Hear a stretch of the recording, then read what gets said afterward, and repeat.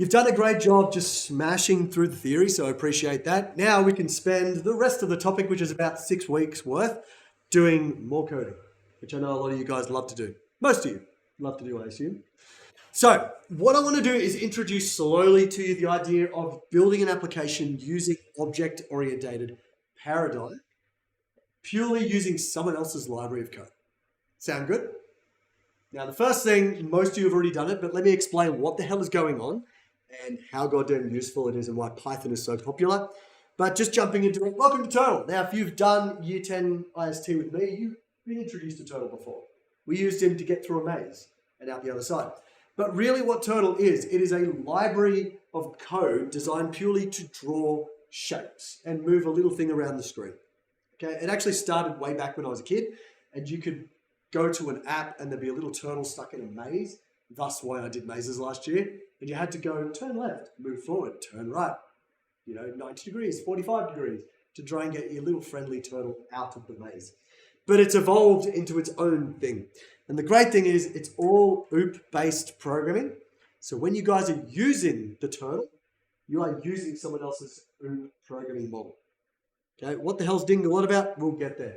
The first thing you got to do is install it. So if you've already done that, that's great, but just bear with me for a second. I'm going to head to Python. And the first thing I'd like to do is make a new folder for all of our code that we're going to do for this topic.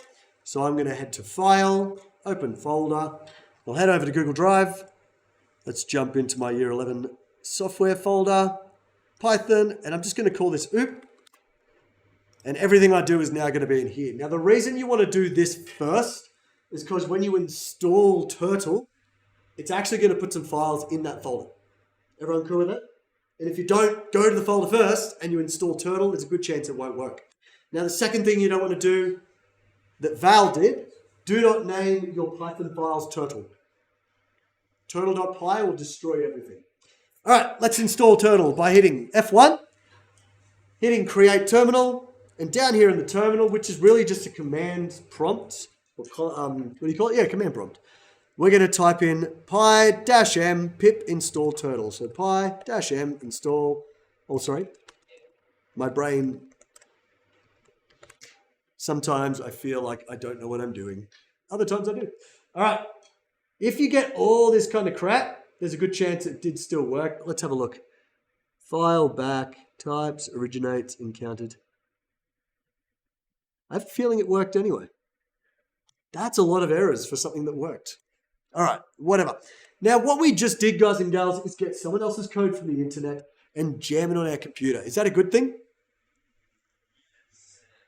Oh, I got both answers. A sarcastic yes and a shake of the head. Adrian, why are you shaking your head?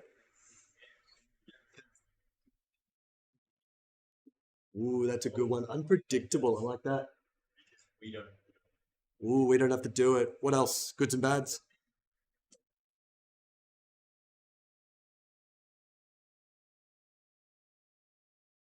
Saves a hell of a lot of time, Dale. Same thing. So, and I get Adrian's hesitation though. Like, do you know what that code's going to do? No, you're just trusting it's doing the right thing.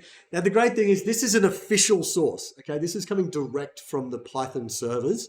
So you can pretty much guarantee it's going to be safe code and it's going to do the job it's supposed to. Doesn't mean it's going to do it well. It doesn't mean that there isn't going to be a virus in the future, which has happened. I've seen some like repositories, which we'll talk about soon. So it's some code you can download, which started legit, but then hackers got into the project and started adding little bits of malicious code over years. And it gets really bad. But this one, we can pretty much trust it. So guys and gals, have a look at this. This is the Python package index, pip, by the way. Have a look how many there are. There's just over 500,000 packages or projects on this website that you guys can download and use for free.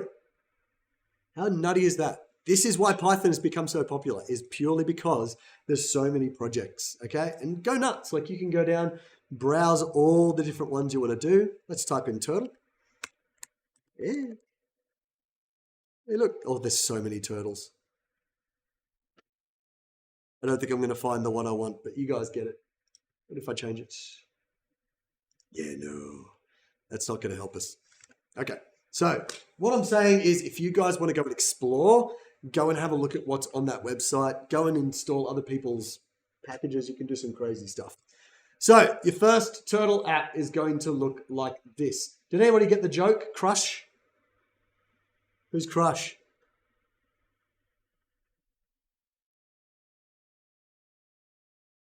He's the turtle from Finding Nemo. Oh my God, people. All right, guys, we are doing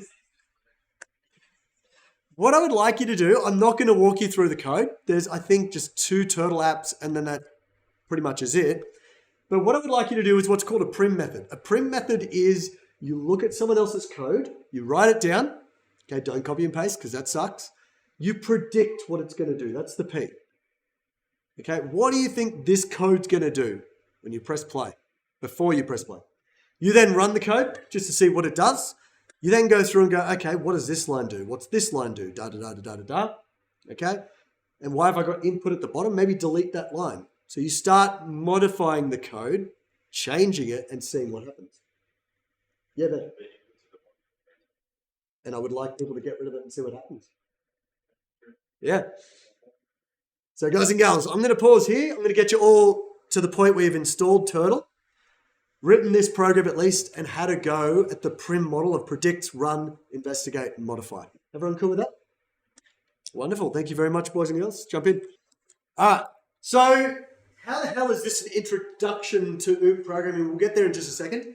But just to quickly go through some of the code. Can anyone tell me what line 1 in this program might be doing? Dobby, please. Importing everything into the terminal. Absolutely spot on. It basically says that package we installed called Turtle. From that package, import, and that star means what Dobby told me?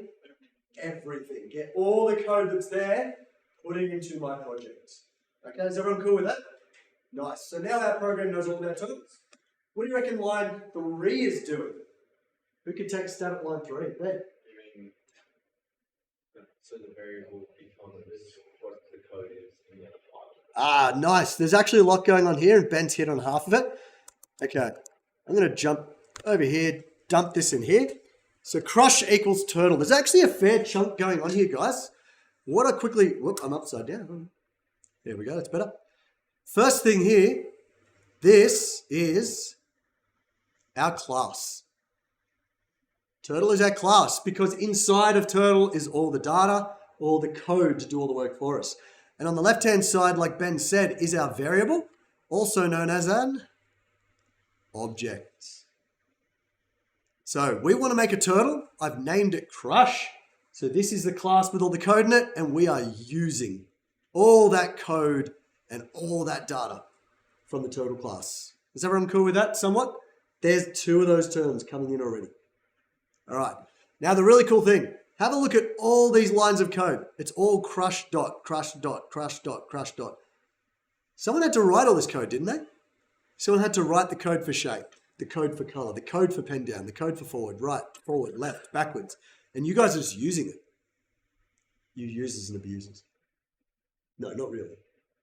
But that's great, isn't it? Someone else has all done all the hard legwork, and you guys, all you have to do is put dot forward to make a turtle go forward on the screen by 100 pixels. Sound pretty good? What happens if you don't put input down the bottom, boys and girls?